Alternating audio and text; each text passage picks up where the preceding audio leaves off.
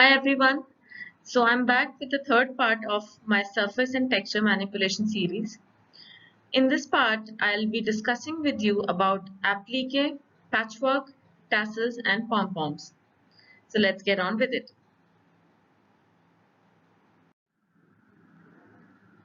Patchwork.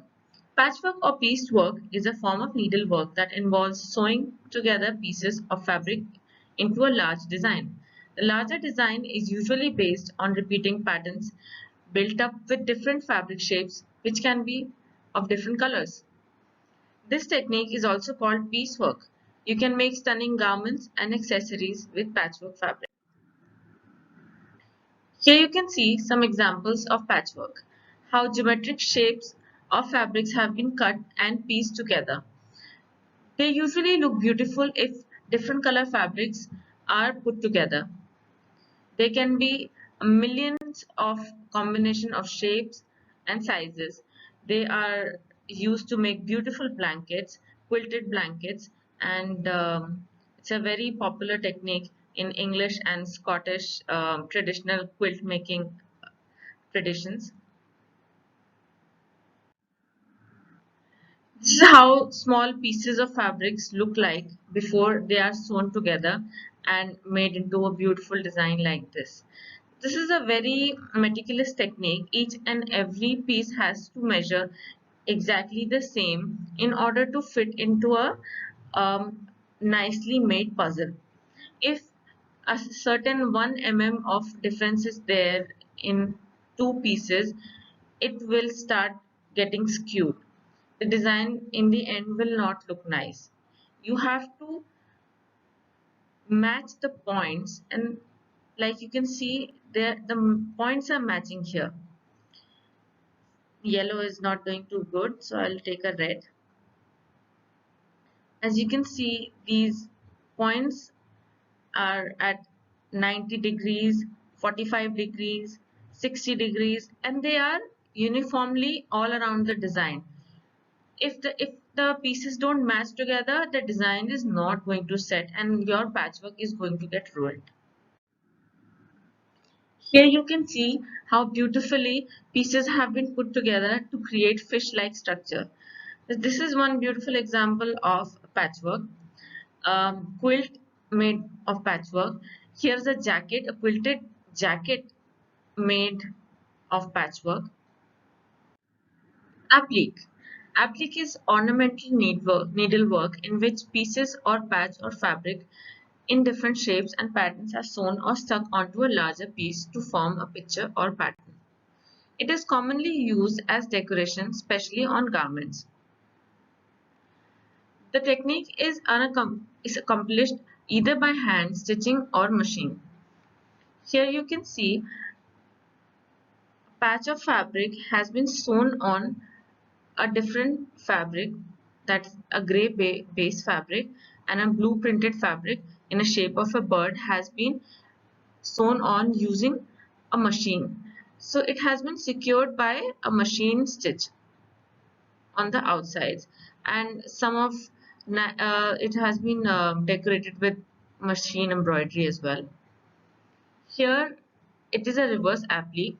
Reverse applique is a needlework technique whereby several layers of cloth are placed on top of each other and shapes are cut out in layers of decreasing sizes. So it starts with two fabric. Minimum of two fabrics are required to create a reverse applique, and then you can increase the numbers in order to make the design more detailed and interesting. So in reverse applique, rather sticking a shape onto the base fabric, there is a window that has been cut out on the base fabric, and another printed fabric, which is this one, has been put underneath, so it shows through the window, and then you have to secure the edges by using simple running stitch, or you can create diagonal tacks like this in order to secure the edges. So this gives you a reverse applique. So on this slide, you can see a very detailed applique design. So this is called a reverse applique. windows has been cut out in this design in order to in order for the base fabric to be shown. Here you can see the edges of the fabrics have been secured by a running stitch, or you can do it by machine stitch as well. Here you can see how reverse applique is being done. In order to start the reverse applique, you have to draw a shape on a fabric. When you make a reverse applique, it is done by making a window inside the design. Keep a little area between the actual size, and this is a margin. So this is by looking at this image, you can see that a window has been cut like 1.5 centimeter inside the actual design. In case of circular designs, you have to give certain notches on the edges. Make sure that your notches don't reach all the way to the final design. Otherwise, when you start folding these notches, when you start folding this excess fabric, the notches which are touching the final design will start fraying, and it may distort and may distort the design, may not look really nice. So once you have cut out the fabric, made the notches, it's time to fold the fabric inside. When you fold the fabric inside, you can always use a hot press to set it and so that it doesn't come out. So when you are making stitches on top of it, the fabric stays. You can secure the edges by small diagonal tags like this, or you can use running stitch. Obviously smaller small strokes all around it. You can use bigger strokes as well if your design requires a very bold line outside the window. So this is how reverse applique can be achieved. Tassels. Thread tassels are an ornamental textile trim which are used as finishing feathers.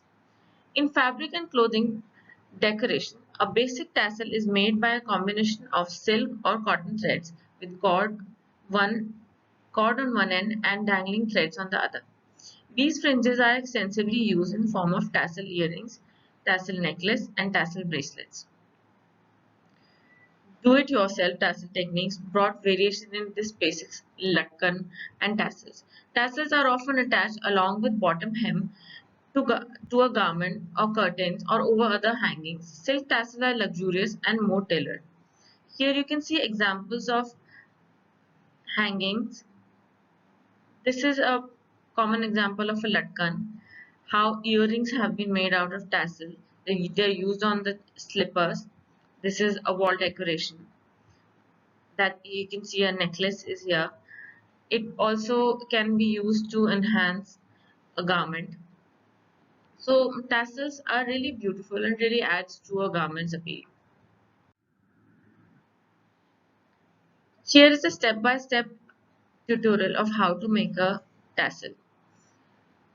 Step 1 to step 5 will help you to make a nice tassel. Here you can see examples of different kind of tassels. You can use different threads to make, you can add beads on top of it. You can make necklaces out of it.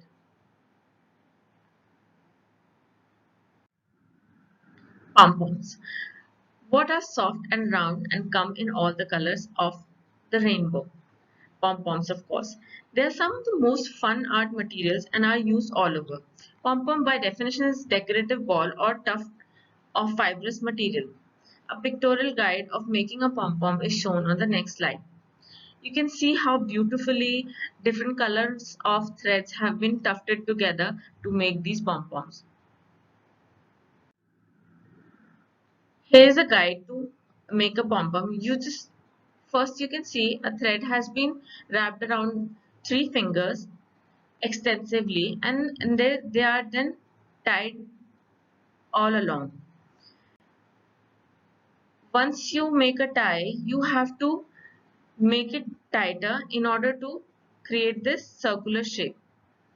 Once you've secured all the threads together with a knot, you have to cut it all around like this. You can see a scissor here.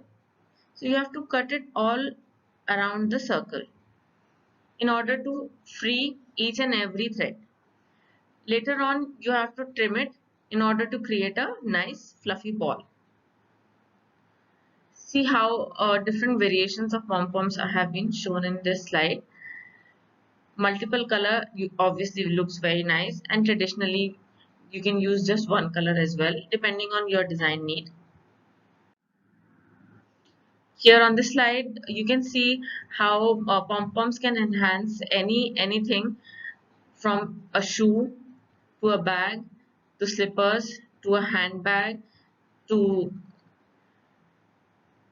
hem of a denim or trouser, a nice hem of a kimono or a clutch bag.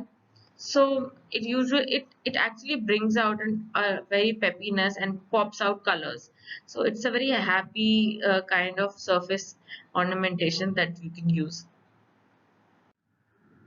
I hope this presentation was useful to you, and I hope that you use tassels and pom-poms and patchwork and applique in your designs. And for if you have any doubts or any kind of query, you can contact me on my email and on my phone number. You already have it. Thank you so much.